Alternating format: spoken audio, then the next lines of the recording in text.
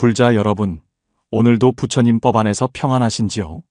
오늘은 많은 불자님들이 궁금해하시는, 그러면서도 선뜻 여쭙기 어려워하시는 질문에 대해 함께 살펴보려 합니다.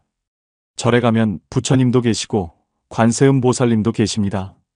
예불 드릴 때도 부처님께 절하고 관세음 보살님께도 절합니다.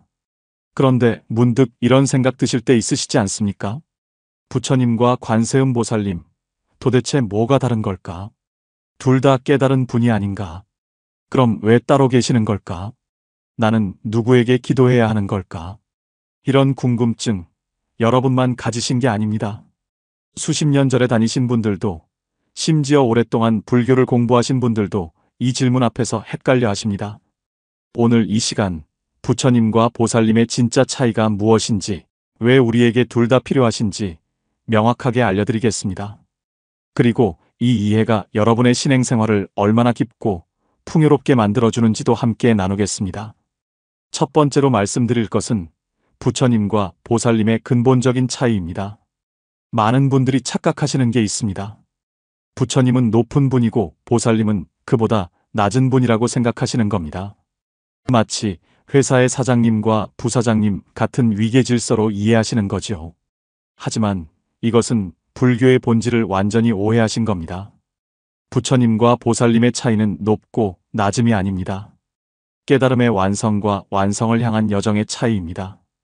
화엄경에서는 이렇게 말씀하십니다. 부처님은 무상정등 정각을 이루신 분이요, 보살님은 상구보리 하화 중생하시는 분이라고요. 화엄경 입법계품, 무슨 뜻일까요? 부처님은 더 이상 배울 것도 깨달을 것도 없는 완전한 깨달음을 이루신 분입니다. 석가모니 부처님께서 보리수 아래에서 샛별을 보시며 깨달으신 그 순간 모든 번뇌가 끊어지고 모든 지혜가 완성되셨습니다. 이제 윤회의 바퀴에서 완전히 벗어나셨고 다시는 이 고통스러운 생사의 바다로 돌아오실 필요가 없으신 분입니다. 반면 보살님은 어떤 분이실까요? 보살님도 사실 부처님이 되실 수 있는 경지에 이르신 분입니다.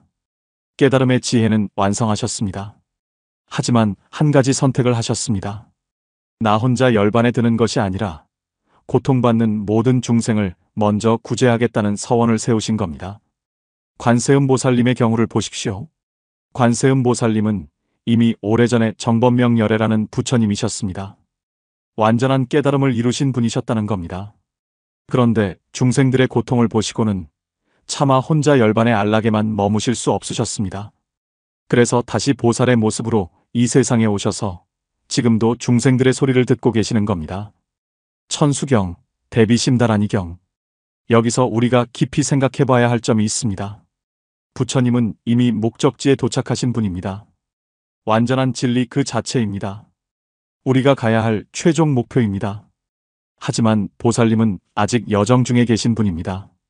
물론 그 여정이 우리와는 비교할 수 없이 높은 차원이지만 여전히 중생과 함께 하시는 분입니다.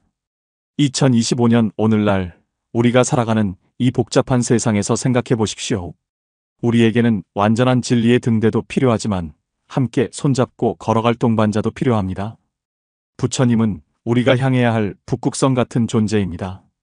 절대 변하지 않는 진리, 우리가 궁극적으로 도달해야 할 깨달음의 경지를 보여주십니다.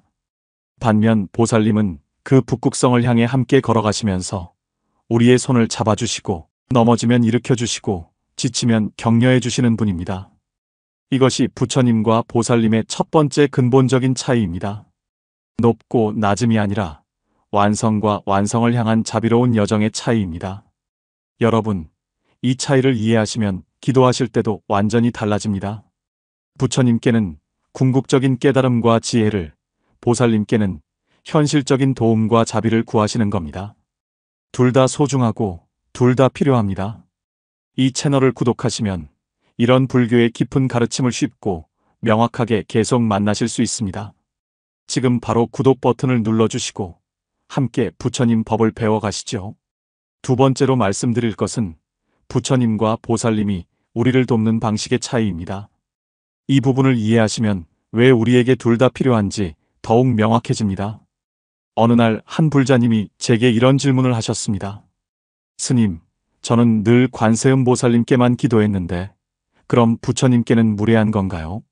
아니면 부처님께만 기도하면 보살님이 섭섭해 하시는 건가요?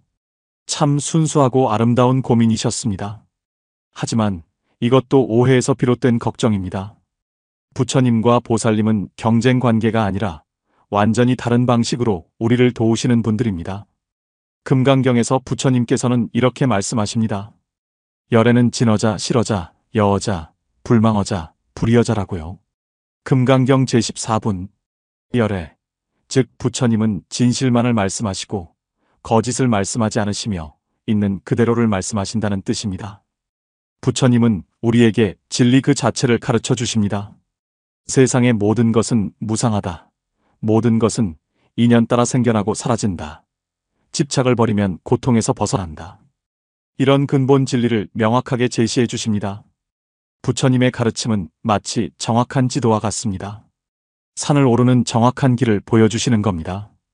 하지만 그 길을 걷는 것은 우리의 몫입니다. 부처님은 길을 보여주시지 우리를 업고 가시지는 않습니다. 그래서 법구경에서도 이렇게 말씀하십니다. 너희들 스스로 노력하라. 열애는 다만 길을 가르쳐 줄 뿐이다. 법구경 276개송. 이것이 부처님께서 우리를 돕는 방식입니다. 완전한 진리를 제시하시고 우리 스스로 그 진리를 깨닫고 실천하도록 이끄시는 겁니다. 그런데 보살님은 다릅니다. 보살님은 우리와 함께 하시면서 직접적으로 도와주십니다. 법화경 관세음보살 보문품을 보십시오. 중생이 어떤 고통에 처했든 어떤 위험에 빠졌든 관세음보살님의 이름만 불러도 즉시 그 소리를 들으시고 달려오신다고 했습니다. 법화경 관세음보살 보문품 제25. 불에 타는 사람, 물에 빠진 사람, 칼을 맞을 위험에 처한 사람, 귀신에게 시달리는 사람. 어떤 상황이든 관세음보살님을 부르면 그 순간 구해주신다는 겁니다. 이것은 부처님의 가르침과는 다른 차원의 도움입니다. 부처님은 왜 불에 타는지 그 원리를 가르쳐 주십니다. 탐욕이라는 불, 성냄이라는 불, 어리석음이라는 불이 우리를 태운다고 하시죠. 그리고 그 불을 끄는 방법을 알려주십니다. 하지만 지금 당장 불길에 휩싸인 사람에게는 그 가르침을 듣고 깨달을 시간이 없습니다. 바로 이럴 때 보살님께서 직접 와서 불을 꺼주시는 겁니다. 먼저 위급한 상황에서 구해주시고 그 다음에 다시는 불에 타지 않는 방법을 가르쳐 주시는 겁니다. 2025년 우리의 삶을 생각해 보십시오. 요즘 얼마나 많은 분들이 힘들어 하십니까? 경제적 어려움, 가족 문제, 건강 염려, 외로움, 불안. 이럴 때 우리는 즉각적인 위로와 도움이 필요합니다. 물론 궁극적으로는 부처님의 가르침대로 우리 마음을 다스리고 집착을 버려야 합니다. 하지만 지금 당장 너무 힘들어서 한 발짝도 내디딜 수 없을 때가 있습니다. 바로 이럴 때 관세음보살님을 부르십시오. 관세음보살님은 그 순간 여러분의 곁에 계십니다. 여러분의 눈물을 닦아주시고 떨리는 손을 잡아주시고 다시 일어날 힘을 주십니다. 그렇게 마음이 조금 안정되면 그때 부처님의 가르침을 다시 들을 수 있게 됩니다. 이것이 부처님과 보살님이 우리를 돕는 방식의 차이입니다. 부처님은 영원한 진리의 등불로 우리가 가야 할 방향을 밝혀주시고 보살님은 그 길을 걸어가는 우리와 함께 하시며 손을 잡아주십니다. 그래서 우리에게는 둘 다 필요합니다. 진리의 가르침도 자비로운 동행도 모두 필요합니다. 여러분, 이 깊은 가르침을 더 많은 분들과 나누고 싶으시지 않습니까? 이 채널에서는 이렇게 불교의 어려운 개념을 쉽게 풀어드립니다. 좋아요 버튼을 눌러주시고 주변의 불자님들께 이 영상을 공유해 주십시오. 함께 배우고 함께 성장하는 것, 그것이 바로 보살행입니다. 세 번째로 말씀드릴 것은 우리가 부처님과 보살님께 기도할 때의 차이입니다. 실제 신행생활에서 가장 많이 궁금해하시는 부분이지요. 얼마 전 한 보살님이 제게 이런 고민을 털어놓으셨습니다. 스님, 저는 아들의 취업을 위해 100일 기도를 하고 있습니다. 그런데 부처님께 기도해야 할지 관세음보살님께 기도해야 할지 모르겠습니다. 부처님께 드리자니 너무 세속적인 소원 같아서 죄송하고 관세음보살님께 드리자니 부처님을 무시하는 것 같고요.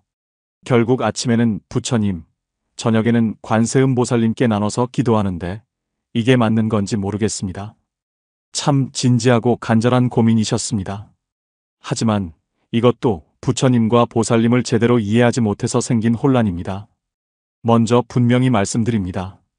부처님께 세속적인 소원을 빌어도 됩니다. 관세음 보살님께만 현실적인 기도를 해야 한다는 법은 없습니다. 부처님도 보살님도 모두 우리의 고통을 아시고 우리의 소원을 들어주십니다. 하지만 그 방식과 의미가 조금 다릅니다. 아함경을 보면 부처님 당시에도 많은 사람들이 부처님께 현실적인 도움을 청했습니다. 병을 고쳐달라, 사업이 잘 되게 해달라, 자식을 낳게 해달라. 부처님께서는 이런 기도를 나무라지 않으셨습니다. 다만 이렇게 말씀하셨습니다. 너희가 원하는 것을 이루려면 그에 맞는 선업을 지어야 한다고요. 차바함경. 무슨 뜻일까요? 부처님께 기도한다는 것은 단순히 소원을 들어달라고 부탁하는 것이 아닙니다. 그 소원을 이룰 수 있는 올바른 방법과 지혜를 구하는 것입니다. 예를 들어 자녀의 취업을 위해 부처님께 기도한다면 부처님은 이렇게 도와주십니다. 자녀가 취업할 수 있는 능력을 기르도록 인연을 만들어 주시고 부모인 여러분이 자녀를 제대로 지원할 수 있는 지혜를 주시며 집착과 불안에서 벗어나 평정심을 유지하게 해주십니다.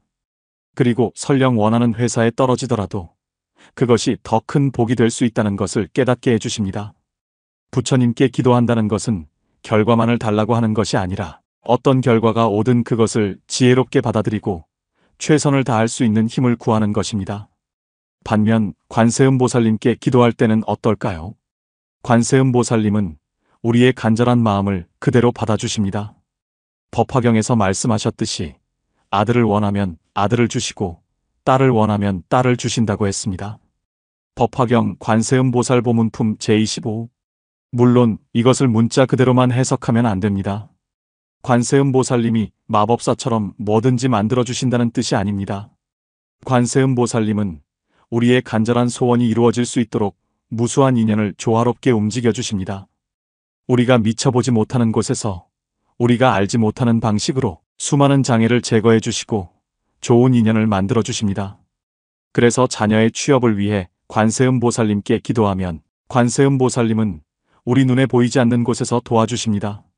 면접관의 마음을 움직이시고 우연한 기회를 만들어 주시고 경쟁자가 줄어들게 하시고 때로는 더 좋은 다른 기회를 준비해 주십니다.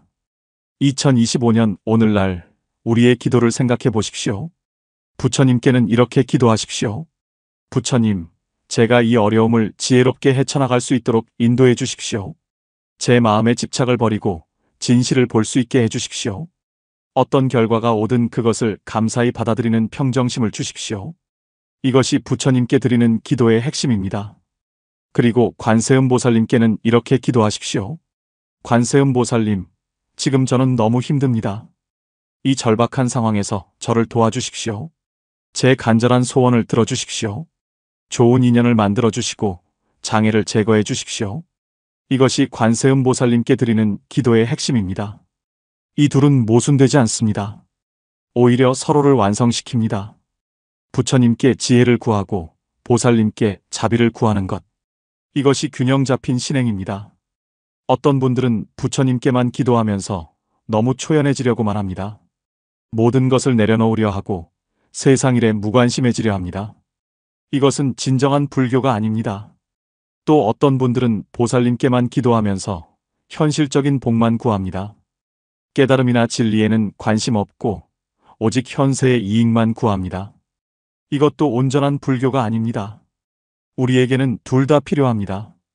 깨달음을 향한 지혜도 현실을 살아가는 자비도 모두 필요합니다.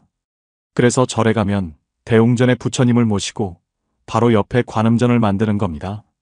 둘 다 우리에게 꼭 필요하신 분들이기 때문입니다.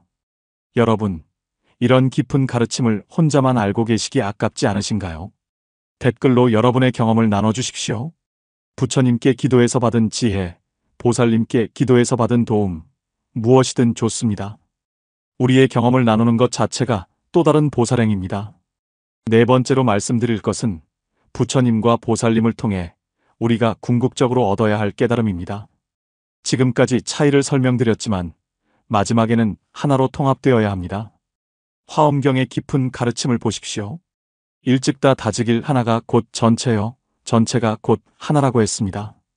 화엄경 시편담에 부처님과 보살님을 별개로 보는 것은 우리의 분별심 때문입니다. 진리의 차원에서 보면 둘은 하나입니다. 어느 날 한 스님이 제게 이런 말씀을 하셨습니다. 초보불자는 부처님과 보살님을 다른 분으로 보고, 중급불자는 부처님과 보살님의 역할 차이를 이해하며, 고급불자는 부처님과 보살님이 결국 하나임을 깨닫는다고요. 정말 명확한 말씀이셨습니다. 처음 절에 나오시는 분들은 부처님도 낯설고 보살님도 낯섭니다. 누가 누구인지, 누구에게 절해야 하는지 헷갈립니다. 그러다 조금씩 공부하면서 차이를 알게 됩니다. 아, 부처님은 이런 분이시고 보살님은 저런 분이시구나. 부처님께는 이렇게 기도하고 보살님께는 저렇게 기도하는구나. 이것도 큰 발전입니다. 하지만 진정한 깨달음은 그 다음에 옵니다. 부처님과 보살님이 결국은 같은 자비심, 같은 지혜에서 나온다는 것을 아는 것입니다. 유마경을 보십시오. 유마거사는 병상에 누워 계셨는데 문수보살님이 문병을 오셨습니다. 문수보살님이 물으셨습니다. 거사님은 어떻게 병을 보십니까? 유마거사는 답하셨습니다. 나의 병은 모든 중생의 병에서 생겨났소. 중생이 병들면 나도 병들고 중생이 나으면 나도 나을 것이오. 유마경 문수사리 문질품체오. 이것이 바로 보살의 마음입니다. 그런데 이 마음이 어디서 나온 것일까요? 부처님의 깨달음에서 나온 겁니다. 모든 중생이 본래 하나라는 부처님의 깨달음, 남의 고통이 곧 나의 고통이라는 자비심, 이것이 보살행의 근원입니다. 반대로 부처님의 깨달음은 어떻게 우리에게 전해질까요? 보살님들의 자비로운 행동을 통해서입니다. 부처님의 진리가 아무리 위대해도 그것을 실천하고 전하는 보살님들이 없다면 우리에게 닿을 수 없습니다. 그래서 부처님과 보살님은 결국 하나입니다. 깨달음과 자비는 동전의 양면과 같습니다. 진정한 깨달음은 반드시 자비를 낳고 진정한 자비는 깨달음에서 나옵니다. 2025년 우리의 신행을 생각해 보십시오. 우리는 부처님과 보살님을 따로 생각할 필요가 없습니다. 아침 예불을 드릴 때 부처님께 절하면서 부처님의 지혜를 생각하십시오. 그리고 바로 이어서 보살님께 절하면서 그 지혜가 자비로 실천되는 것을 생각하십시오. 둘은 분리된 것이 아니라 하나의 흐름입니다. 여러분이 부처님 법을 배우는 것도 결국은 보살이 되기 위함입니다. 그리고 보살행을 실천하는 것도 결국은 부처님의 깨달음을 이루기 위함입니다. 금강경에서 부처님께서 수보리 존자에게 물으셨습니다. 수보리야, 열애가 옛날 연등불 계실 때 무엇을 얻은 것이 있느냐? 수보리가 대답했습니다.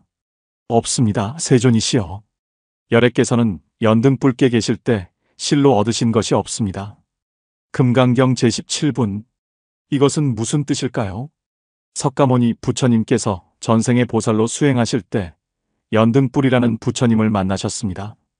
그때 미래의 부처가 되리라는 수기를 받으셨습니다. 하지만 실제로 얻으신 것은 아무것도 없다는 겁니다. 왜냐하면 본래 부처의 성품은 우리 모두에게 이미 있기 때문입니다. 보살도 부처도 결국 우리 본성의 다른 표현일 뿐입니다. 우리 안에는 이미 부처님의 지혜가 있고 보살님의 자비가 있습니다. 다만 번뇌에 가려져 있을 뿐입니다. 그 번뇌를 걷어내고 본성을 드러내는 과정, 그것이 바로 수행입니다. 그래서 여러분이 부처님을 공경하는 것은 단순히 먼 곳에 계신 성인을 숭배하는 것이 아닙니다. 여러분 안에 있는 부처의 성품을 일깨우는 것입니다. 여러분이 보살님을 공경하는 것도 단순히 기적을 베푸시는 분께 의지하는 것이 아닙니다. 여러분 안에 있는 자비심을 일깨우는 것입니다. 법구경에 이런 개송이 있습니다. 스스로를 등불로 삼고 스스로를 귀처로 삼으라. 법을 등불로 삼고 법을 귀처로 삼으라. 법구경 183개송. 부처님께서 인멸하시기 전 마지막으로 남기신 가르침입니다. 스스로를 등불로 삼으라는 것은 나 자신 안에 이미 깨달음의 빛이 있다는 뜻입니다. 법을 등불로 삼으라는 것은 부처님과 보살님의 가르침을 따르라는 뜻입니다. 이 둘이 모순될까요? 아닙니다. 완벽하게 하나입니다. 내 안에 부처를 깨우는 것이 곧 부처님의 가르침을 따르는 것이고, 부처님의 가르침을 따르는 것이 곧 내 안의 부처를 깨우는 것입니다. 요즘 젊은 불자님들 중에 이런 말씀을 하시는 분들이 계십니다. 저는 부처님을 믿는 것이 아니라 부처님의 가르침을 배우는 겁니다. 보살님께 기도하는 것은 미신 같아서 싫어요. 저는 합리적인 불교를 원합니다. 이런 생각도 이해는 갑니다. 현대인답게 맹목적인 신앙보다는 이성적인 이해를 원하시는 거지요. 하지만 이것도 아직은 절반만 아는 겁니다.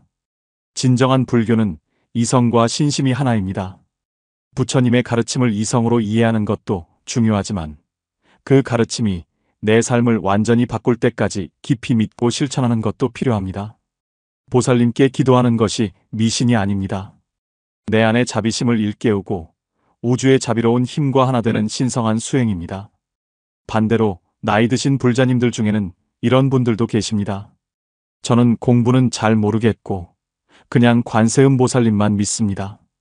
관세음 보살님이 다 알아서 해주실 겁니다. 이것도 아름다운 신심이지만 절반만 아는 겁니다. 관세음 보살님께 의지하는 것도 중요하지만 부처님의 가르침을 배워서 스스로 지혜를 키우는 것도 필요합니다. 진정한 불교는 이 둘의 조화입니다. 깊은 신심으로 부처님과 보살님을 공경하면서 동시에 그 가르침을 이성적으로 이해하고 실천하는 것. 이것이 중도입니다. 화엄경의 마지막 장, 입법계품을 보십시오. 선제동자가 깨달음을 구하기 위해 53명의 선지식을 찾아다닙니다. 그 중에는 부처님도 계시고 보살님도 계시고 평범한 사람도 계십니다. 선제동자는 차별 없이 모든 분께 배웁니다. 그리고 마지막에 보현보살님을 만나 완전한 깨달음을 얻습니다. 화엄경 입법계품. 이것이 우리에게 주는 교훈입니다. 부처님께도 배우고 보살님께도 배우고 심지어 우리 주변의 평범한 사람들에게서도 배우십시오. 모든 것이 우리의 스승입니다. 그리고 그 모든 가르침이 결국은 하나로 통합됩니다. 여러분 자신의 본성을 깨닫는 것으로요. 2025년 오늘 이 시간 여러분께 권합니다. 내일 아침 예불 드릴 때 이렇게 해보십시오. 먼저 부처님께 삼배를 올리면서 생각하십시오.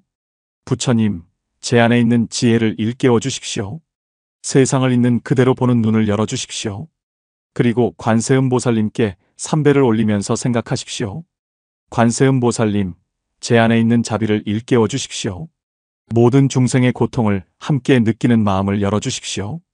그리고 마지막으로 자신에게 삼배를 올린다는 마음으로 합장하십시오. 내 안에 계신 부처님, 내 안에 계신 보살님, 부디 깨어나소서. 이것이 진정한 예불입니다. 밖에 계신 부처님과 보살님을 공경하면서 동시에 내 안에 부처님과 보살님을 일깨우는 것. 이것이 바로 불교의 핵심입니다. 여러분, 오늘 이 가르침이 여러분의 마음에 깊이 새겨지기를 바랍니다. 이 채널을 구독하시고 알림을 설정해 두시면 이런 깊은 법문을 계속 만나실 수 있습니다. 그리고 댓글로 여러분의 생각과 경험을 나눠주십시오. 여러분의 이야기 하나하나가 다른 불자님들에게 큰 울림이 됩니다. 불자 여러분, 오늘 함께 나눈 4가지 가르침을 다시 한번 정리해 드리겠습니다. 첫째, 부처님과 보살님의 차이는 높고 낮음이 아니라 완성과 완성을 향한 자비로운 여정의 차이입니다. 부처님은 이미 완전한 깨달음을 이루신 분이시고 보살님은 중생을 구제하기 위해 기꺼이 그 완성을 유보하신 분입니다. 둘째, 부처님과 보살님이 우리를 돕는 방식이 다릅니다. 부처님은 영원한 진리의 가르침으로 우리가 가야 할 길을 밝혀주시고 보살님은 그 길을 걸어가는 우리와 함께 하시며 직접적으로 도와주십니다. 셋째, 우리의 기도 방식도 달라야 합니다. 부처님께는 지혜와 깨달음을, 보살님께는 자비와 현실적 도움을 구하되 둘 다 진심으로 공경하며 균형을 잡아야 합니다. 넷째, 궁극적으로 부처님과 보살님은 하나입니다.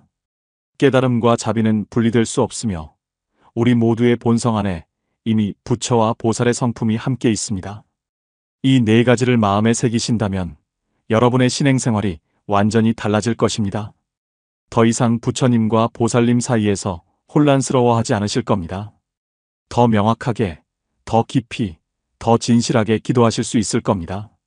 그리고 무엇보다 부처님과 보살님이 결국 여러분 자신의 본성 안에 계시다는 것을 깨달으실 겁니다. 여러분이 지혜롭게 생각할 때 그것이 바로 부처님입니다. 여러분이 자비롭게 행동할 때 그것이 바로 보살님입니다. 우리는 멀리 있는 성인을 숭배하는 것이 아닙니다. 우리 안에 있는 성스러움을 일깨우는 것입니다. 오늘 이 영상이 여러분께 도움이 되셨다면 좋아요 버튼을 눌러주십시오. 그리고 주변의 불자님들, 특히 부처님과 보살님에 대해 궁금해하시는 분들께 이 영상을 공유해 주십시오. 댓글로 여러분의 생각을 나눠주시면 제가 하나하나 읽어보고 또 다른 영상의 주제로 삼겠습니다. 여러분의 궁금증이 곧 다른 불자님들의 궁금증이기도 합니다. 함께 묻고 함께 답하는 것. 이것이 바로 상가, 승가의 정신입니다. 마지막으로 여러분 모두를 위해 축원하겠습니다.